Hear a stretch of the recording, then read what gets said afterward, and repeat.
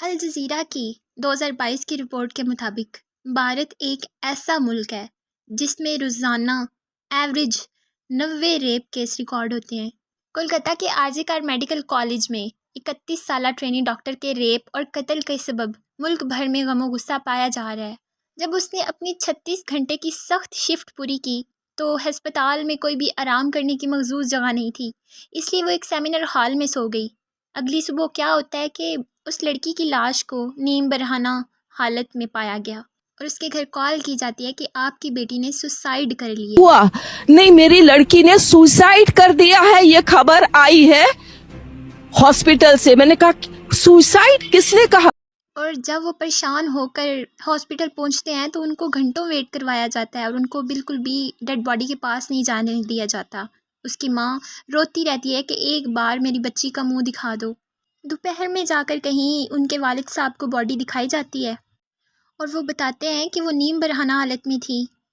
ایک پاؤں اس کا بیڈ کے ایک سائڈ پہ تھا، دوسرا پاؤں بیڈ کے دوسرے سائڈ پہ تھا۔ جب اس کی پوسٹ مارٹم رپورٹ آئی تو اس میں مزید ڈیٹیلز سامنے آئیں۔ Bleeding from the both eyes, اس کی آنکھوں سے خون نکل رہا تھا، اس کے منہ سے خون نکل رہا تھا، اس کے جسم کے تمام اعضاء سے خون نکل رہا تھا۔ لیکن یہ جو پوسٹ مارٹم رپورٹ آئی تھی یہ 2 دن بعد آئی تھی، اور جو فوراً ان کو کال کی تھی اس کے پیرنٹس کو، وہ یہ بتایا گیا کہ اس نے سوسائیڈ کیا ہے۔ اب انڈین ڈاکٹرز نے کیا کیا، انہوں نے اسٹرائک سٹارٹ کر دی اور اسی پریشر میں آتے ہوئے اس میڈیکل کالج کے پرنسپل نے ریزائن کر دیا۔ لیکن شاکنگ بات یہ ہے کہ 9 گھنٹے کے اندر اسی پرنسپل کو کسی دوسرے کالج میں اس کی ڈیوٹی مل گئی، یعنی کہ 9 گھنٹے کے اندر اسے ایک اور پوسٹ مل گئی۔ اچھا، جب اس نے ریزائن کیا تو اس نے کہا تھا کہ میں یہ جو سارا سینیریو ہے اس چیز کی رسپانسبلٹی لیتے ہوئے ریزائن کر رہا ہوں، اور 9 گھنٹے کے اندر اس کو ایک نئی ڈیوٹی دے دی جاتی ہے۔ اور وہاں کے ہائی کورٹ نے بھی یہ چیز نوٹ کی ہے اور انہوں نے یہ مینشن کیا ہے کہ اس پرنسپل کو کہیں اور کسی کالج میں ڈیوٹی نہیں دی جا سکتی۔ پہلے تو مرڈر کے بعد اس کو سوسائیڈ بتا کے اس کیس کو دبانے کی کوشش کی گئی۔ جب چھوڑی پرنسپل نے جاب تو اس کو 9 گھنٹے کے اندر اندر دوبارہ ڈیوٹی مل گئی۔ اس قدر اس لڑکی پہ ظلم کیا گیا ہے کہ جو بیان کرنے کے بھی قابل نہیں ہے، یعنی دل انسان کا ہل جاتا ہے وہ ساری چیزیں سن کر۔ جیسے کہ میں پہلے بتا چکی ہوں، پوسٹ مارٹم کی رپورٹ کے مطابق اس کا کیا حال تھا۔ وہ اینک پہنتی تھی اور جو اس کی آنکھیں تھیں ان دونوں میں شیشہ گھسا دیا گیا تھا، مطلب اس کو پراپر اندھا کر دیا گیا تھا۔ 90 ڈگری پر اس کی ٹانگیں مڑی ہوئی تھیں، مطلب جو پیلوس کا حصہ ہوتا ہے وہ پراپر ٹوٹا ہوا تھا، اس کا نچلا حصہ بالکل کرش تھا، جگہ جگہ سے اس کی ہڈیاں ٹوٹی ہوئی تھیں۔ اس کو گینگ ریپ کا نشانہ بنایا گیا تھا۔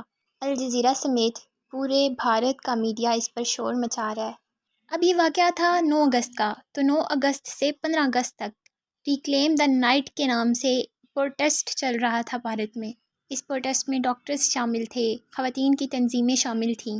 اس سارے سینیریو میں ایک سسپیکٹ کو اریسٹ کیا گیا ہے جس کا نام تھا سنجے راؤ، جو کہ سیوک والنٹیئر ہے ڈیزاسٹر مینجمنٹ پولیس ڈپارٹمنٹ کا، اور تقریباً یہ ہر میڈیکل کالج میں پایا جاتا ہے۔ اب انڈین میڈیا اس پہ یہ بول رہا ہے کہ ایک سسپیکٹ کو پکڑا گیا ہے اور اس کے ذریعے باقیوں کو دبا دیا گیا ہے، مطلب وہ جو پکڑا گیا ہے سنجے راؤ اس نے مان لیا ہے کہ میں نے ریپ کیا ہے۔ لیکن اٹاپسی رپورٹ کے مطابق اس لڑکی کے جسم سے 150 گرامز سیمن نکلا ہے۔